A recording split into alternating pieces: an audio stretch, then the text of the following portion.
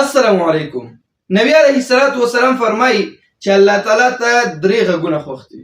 یو د قاري غږ دی، یو د هغه چا غږ دی چې هغه د سحر په وخت کې استغفار وایي، دریم د چرګ غږ الله تعالی ته خوښ دی.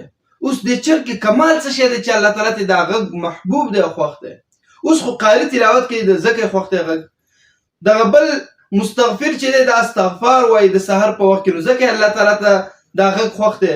اوس د چرګ کې کوم کمال دی چې الله تعالی ته دا غږ خوښ دی؟ علما کرام فرمایي چرګ کې 9 کمالات دي. چرګ کې او دا 9 کمالات که په انسان کې راغله نو تاسو سوچ کوئ چې انسان به الله تعالی ته څومره خوښي.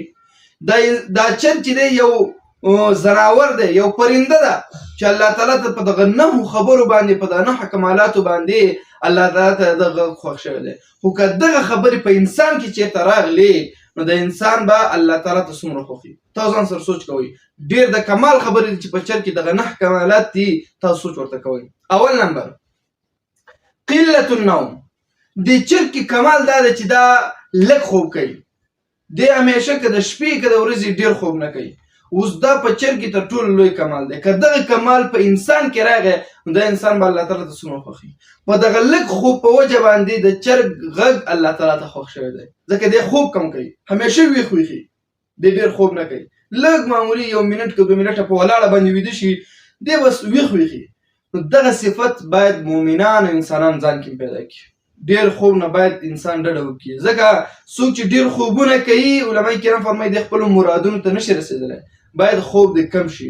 کم از کم په 4 ساعتو کې انسان باید 6 ساعتو نه زیات خوبونه کړي. 6 ساعته کافي شافي دی. دویم کمال په چرګ کې څه شی دی؟ سرعة الانتباه. سرعة الانتباه. اول خو قلة النوم، دویم سرعة الانتباه. دغه انتباه ده. انتباه څه معنی؟ زر ویښیږي. یو خو خوب کم کوي، بل چې یو غږ پې معمولي وشي د سترګې ویښې کړي. بعض انسانانو کې دا خراب کاري چې یو دپاره اول ویده کېږي نه، خوشي تشي به ګرځي تر شپې 1-2 بجو پورې به ناست او لډوګانې او فیسبوکونه به کوي، خو چې بیا ویده شي بیا ویښېږي ژر نه. دا غلط کار دی. خو په چرګ کې کمال دا دی، ځکه یې دا غږ الله تعالی ته خوښ دی چې د انتباه ده پکې، چې څنګه معمولي کړپ نه یې شوی د بیا سترګې ویښې کړي ویښ شوی. نو مسلمان او انسان هم باید ځان کې دغه خوی او دغه کمال پیدا کړي چې زر باید ویښ شي، چې یو کار شوی که نه دی باید زر ویښ شي. داسې نه چې تا خلک په سوټي باندې وهي او خلک دې لمونځ ته پاڅېږي او ته نه پاڅېږي. نو سرعة الانتباه به ځان کې پیدا کوي. دریم نمبر په چرګ کې کمال څه شی دی چې الله تعالی ته خوښ دی؟ وایي دی خصوص کې جمع کوي. کله نه کله چې دا ډوډۍ واچوي که نه، دا واړه خصوص کې دي، دا موږ ورته اتامونه وایو، دا جمع کوي، دا خوري. دا کمال دی پکې. نو نبی علیه الصلاۃ والسلام فرمایي چې تاسو په دغه کوم ډوډۍ چې وخورئ دسترخوان دې کې دا واړه خصوص کې مه پرېږدئ، دا خورئ، ځکه اوس په دې ټولو ډوډۍ کې الله تعالی برکت ایښی. اوس معلوم نه دی کومه چې تا خوړل کېدای شي په هغې کې برکت نه وي، په دغه کې دا خصوصو کې برکت وي، نو دا خصوص کې مه پرېږده. نو اوس دا چرګ غږ الله ته ځکه خوښ دی چې ده کې عاجزي ده، دا خصوص کې هم ټولوي. دغه صفت باید انسان ځان کې پیدا کړي چې دا خصوص کې به هم ټولوي او عاجزي به هم ځان کې پیدا کوي. بل په چرګ کې کمال څه شی دی چې د دا غږ الله تعالی ته خوښ دی؟ هو عادل. دی عادل دی. ډېرې چرګې تاسو وګورئ په کور کې به 4-5 چرګې، یو چرګ به پکې ټول ته به انصاف کوي. دی عدل کوي په منځ د نورو چرګو کې. هر یو چرګې د خپل خپل نوبت ورکوي.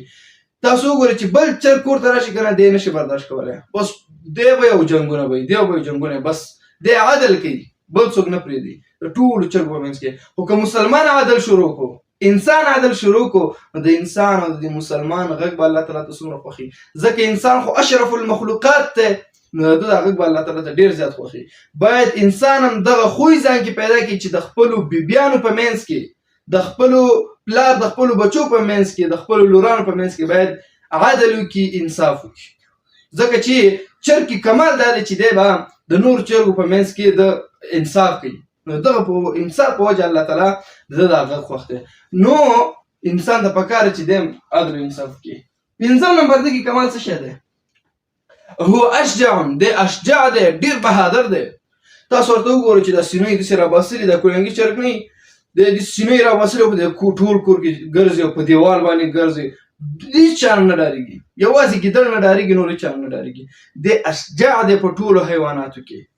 نو مسلمان هم باید اشجاع بهادري، ځکه دا بهادري د نبی علیه الصلاۃ والسلام ته وګورئ، ورځ چې اوازه راغله چې کافرانو حمله کړې. نبي علیه الصلاة والسلام تر ټولو د مخه سهار وختي پاس باندې سپور شو، ټول مدینې منورې نه چکر وهلی، بېرته راغلی و چې ټول کلار کېنئ هېڅوک هم نشته.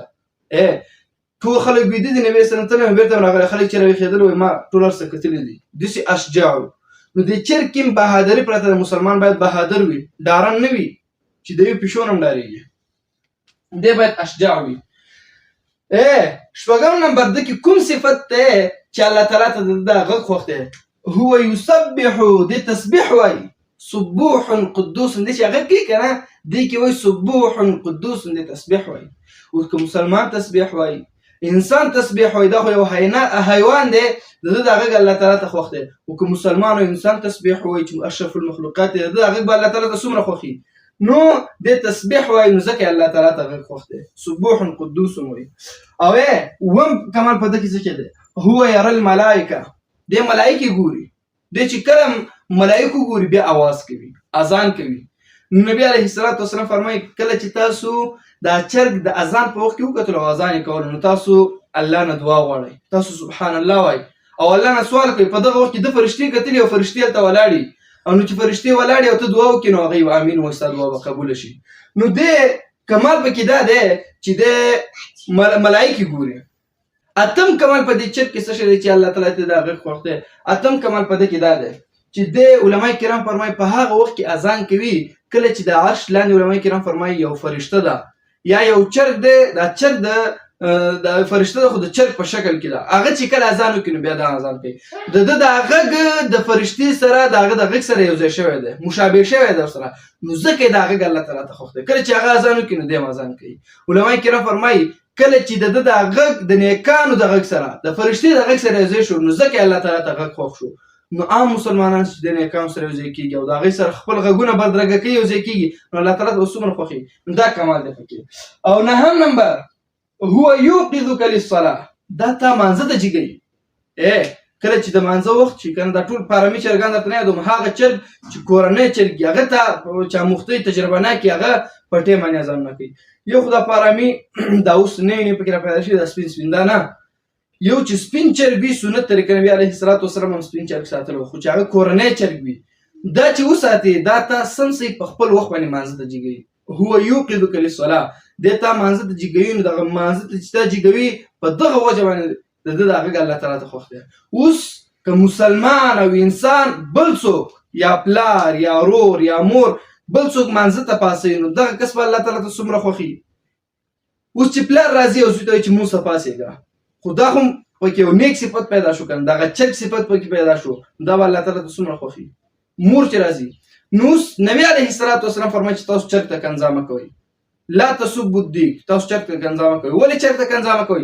چرګ ته ځکه کنځا مه کوئ هو یوقظک للصلاة، دا تاسو مانځه ته جګوي.